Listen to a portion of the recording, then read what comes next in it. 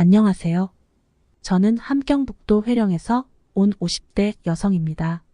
오늘은 제가 지옥의 땅 북한을 탈출하여 중국에서 숨어 살다가 대한민국에 와서 사업으로 성공하기까지의 인생 노정을 사연으로 올리려고 합니다. 저는 함경북도 회령에 태어나고 학교를 졸업하고 회령식료연합회사에 다녔습니다. 식료 공장과 담배 공장이 합쳐져서 연합으로 된 건데 저는 담배 공장에 다녔어요. 담배를 만지다 보니 몸에 냄새가 배어 지나가기만 해도 담배 공장에 다닌다는 것을 다 알아맞추는 정도였어요. 북한의 상황에서 어떤 생산 공장에 다닌다는 것은 행운입니다. 왜냐면 생산품을 팔아서 먹거리를 살 수 있고 생계를 유지할 수 있기 때문인데요. 생산품은 어떻게 개인에게 올 수 있냐면요. 도적질에 내올 수 있는 기회를 포착해서 공장 밖으로 내오면 내 것이 되기 때문입니다. 저는 동료들과 같이 공장 정문을 지키는 보위 지도원에게 필요한 담배를 주고 그 지도원이 근무서는 시간의 대량으로 빼내어 생활에 보태었습니다. 당시 북한에서 뇌물로 인사낼 수 있는 물품이 대표적으로 담배였는데 아주 좋은 선물용이었습니다. 제가 10년을 일했지만 월급 받은 기억이 나질 않아요. 농촌동원, 모내기 동원을 많이 나간 기억만 남습니다. 담배 공장에 다니면서 담배를 얻어내어 생계에 보태는 것으로 다행이라 생각했죠. 담배가 부피가 커서 몸에 숨기고 나오는 건 한계가 있는데 그래도 몸에 숨기고 나오는 사람들이 많았어요. 아이 업은 것처럼 배낭에 넣고 메고 포대기를 둘러 위장을 한다든지 임신부처럼 배에 넣고 나온다든지 있는 지혜를 다 발휘하여 내오는데 정문에서 단속에 걸리는 사람들도 많고요. 퇴근 시간에는 같은 시간에 수많은 공장 종업원들이 퇴근하다 보니 한 사람 한 사람 검열할 수 없고 선택으로 의심해 보이는 사람들이 걸리는데 걸리면 다 회수 당하지요.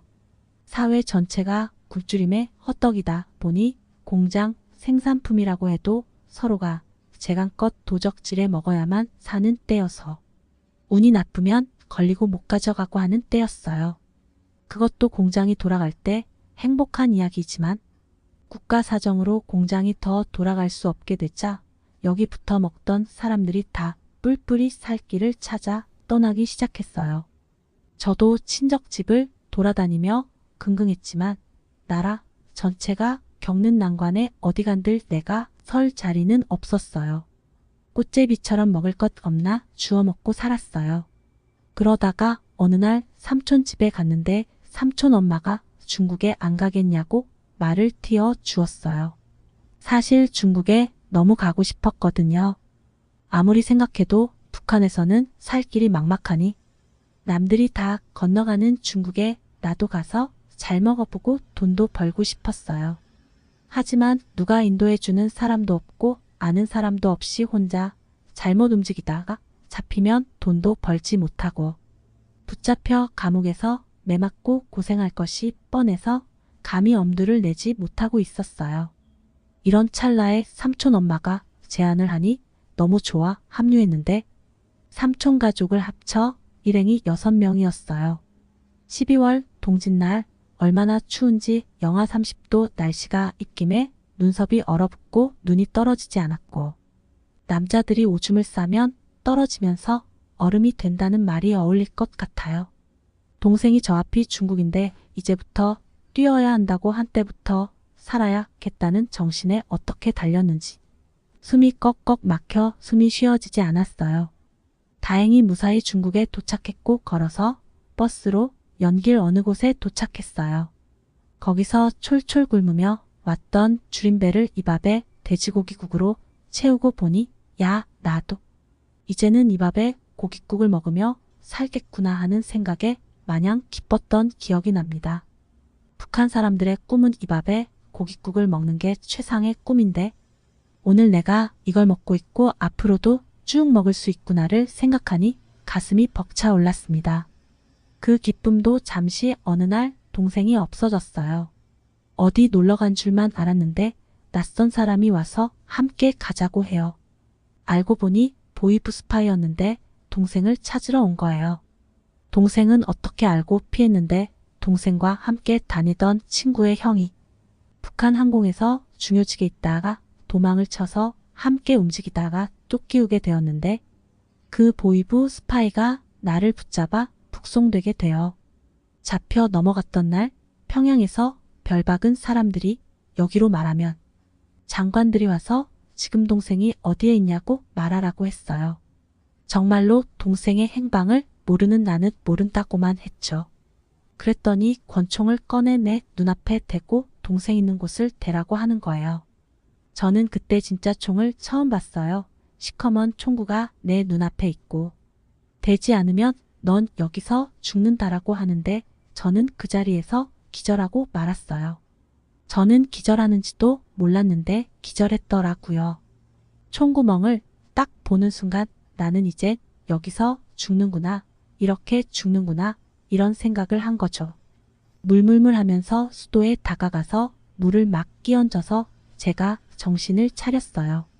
그 사람들도 안 되겠는지 이제는 다시 나에게 동생을 데려오라고 회유 작업을 합니다. 내가 만약에 동생을 이렇게 잡아서 내오게 되면 죽이지는 않는다. 그리고 교양을 해서 다시 군사 복무를 하든지 다시 사회생활 하든지 하니까 데려오라 하면서 회유를 했어요. 공군 쪽에 있었으니까 비밀을 많이 알고 있었으니 혹여라도 남한으로 가서 비밀을 누설할까 봐 가기 전에 잡아다 놓겠다 이거죠. 그러면서 다시 너를 이렇게 들여 보내겠으니까 한번 찾아봐라 하면서 보이부에서 다시 나를 중국에 들여보냈어요. 나를 지키는 사람들과 함께 중국에 왔다가 그 사람들이 경계를 늦추는 틈을 타서 도망을 쳤어요. 연길에서 하남 쪽으로 멀리 도망쳤어요. 그 후 저에게는 그 시커먼 총구멍이 눈앞에 얼른거려서 트라우마가 생겨서 공포증에 사로잡혀 있었고 늘 조마조마하게 숨어 살았어요. 하남성에 들어가서 갈 곳도 없고 길거리에서 옷잘 입고 그런 사람 붙잡고 일을 좀 할 데 없냐고 좀 배고픈데 일자리를 좀 알아봐 달라 했어요. 그 사람은 어디서 왔냐고 하기에 나는 북한에서 왔는데 아는 사람도 없고 친척도 없는데 돈을 벌어야겠고 배도 고프고 하니 좀 도와달라고 했어요. 다행히 좋은 사람을 만나서 하남시에서 일자리를 찾게 되었고 제일 먼저 힘써 한 것이 중국말을 배우는 것이었어요. 말이 좀 되니 주변에 있는 합판을 만드는 공장에 들어가 일하게 되었고 1년 후 중국말이 좀 된다 할 때 다른 곳에 가서 호텔 카운터로 4년을 일했어요. 그 후 아직 동생의 행처는 모르고 있어요. 중국에서 가장 급했던 것이 신분증이었어요. 떳떳하지 못한 신분 때문에 언제 잡혀갈지 모를 살얼음판 같은 나날들을 보냈었는데 한국으로 올 수 있는 길을 찾게 됩니다. 중국에서 돈을 벌어 북한 언니한테 보내는 중간 브로커가 있었는데 그 사람이 한국행 브로커를 하고 있었어요. 그 사람의 선으로 한국행을 시도했고 태국, 라오스를 거쳐 대한민국으로 가는 길에 나섰습니다. 태국에 머무를 때 TV를 통해 겨울연가를 보면서 한국에 빨리 가고 싶었고 한국 노래들도 많이 배웠습니다. 대한민국은 상상 속의 천국이었습니다. 이 천국에서 내가 당당하게 주인으로 살아갈 수 있겠구나 라고 생각하니 마음이 항상 들떠 있었고 빨리 가고 싶은 생각뿐이었어요. 저의 차례가 되어 비행기 타는 날이 왔어요. 난생 처음 비행기를 타보는 들뜬 마음은 어디에 표현할 수가 없었어요. 비행기 내에서 주는 음료들이 신기하고 너무 맛있어서 이것도 그리운 한국의 것이라 마실 수 있는 것 마셨던 생각이 납니다.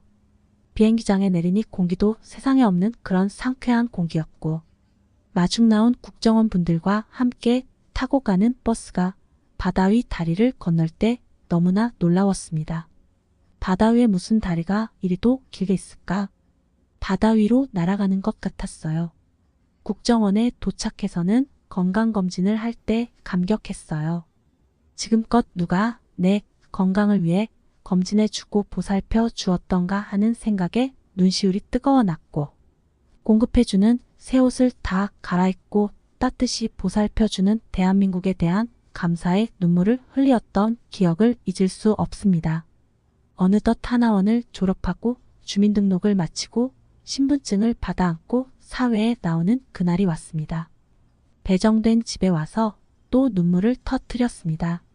내 이름으로 된 집을 배정받아 너무나 좋은데 함께하지 못하는 형제들 생각에 많이 울었습니다. 사회에 나와 처음으로 시작한 일이 주유소에서 주유원 일이었습니다. 어려웠지만 돈을 벌려는 생각으로 악착같이 일했고 북한에도 보내주면서 돈을 아끼다 보니 난방도 켜지 않고 물도 아껴 썼습니다. 다음 식당에서 일하게 되었는데 말투 때문에 서빙은 못하고 젊은 나이지만 자진해서 부엌에 설거지 일을 하였습니다. 하다 보니 나도 사장이 되고 싶다는 생각이 들었고 처음에는 북한 말투 때문에 사람들 앞에 나서지 못했고 그래서 주방에서 일을 했고 그 덕에 주방 일을 배워 오늘은 당당한 사장이 되었습니다.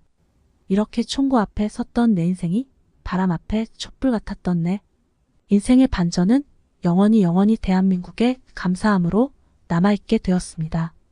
오늘도 저는 초심을 잃지 않고 대한민국의 보탬이 되는 삶을 살려고 노력하고 있습니다. 감사합니다.